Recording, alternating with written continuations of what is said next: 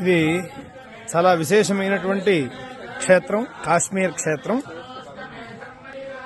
శ్రీ శంకర భగవత్పాదులు వారు మనకి చెప్పిన విధంగా అహం బ్రహ్మాస్మి అనే ద్వారము,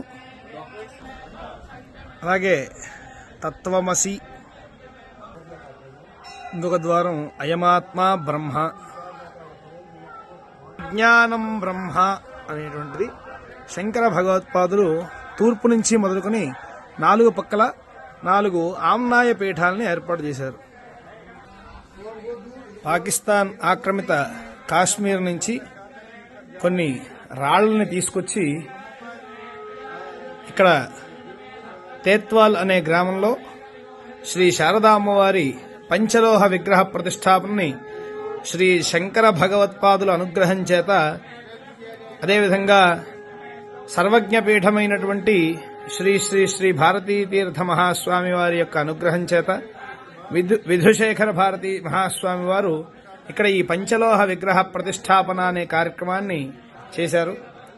ఇక్కడ మహాసరస్వతి స్వరూపంగా అమ్మవారు కాశ్మీరేతు సరస్వతి అని ఏ విధంగా చెప్తామో ఆ రకంగా ఇక్కడ అమ్మవారిని పంచలోహ విగ్రహ ప్రతిష్టాపన అనే కార్యక్రమాన్ని చేశారు. ప్రసన్నతాం సమాం బుద్ధిం విశదాం పాండితీం శుభాం విద్యావృద్ధిం సదా దద్యాత్ కాశ్మీరేషు సరస్వతి అని శాస్త్రములు ఏ విధంగా అయితే చెప్తున్నాయో ఇక్కడ ఆ విధంగా ఇక్కడ మహాసరస్వతి అమ్మవారిని పాకిస్తాన్ ఆక్రమిత కాశ్మీర్లో అక్కడి నుంచి కొన్ని శిలలు అవన్నీ తెప్పించి ఇక్కడ విగ్రహ ప్రతిష్టాపన అనేటువంటిది శ్రీ శంకర భగవత్పాదుల యొక్క అనుగ్రహం చేత జరిగింది. ఈ విధంగా ఈ క్షేత్ర మహాత్మ్యాన్ని మనం చూస్తూ ఉన్నాము. ఇక్కడ మనకి కనిపించే కిషన్ గంగా అనే నదీ తీరం ఉంది. ఆ నదీ తీరానికి అవతలంతా కూడా పాకిస్తాన్ ఆక్రమిత కాశ్మీర్, మనం యువతల ఒడ్డంతా కూడా మన సనాతన ధర్మం వర్ధిల్లేటువంటి భారతదేశంలో మనం ఉన్నాం. గర్వించదగ్గ విషయం, ఈ పరిపాలనలో ఇంత గొప్ప క్షేత్రాన్ని మనం చూడగలుగుతూ ఉన్నాం.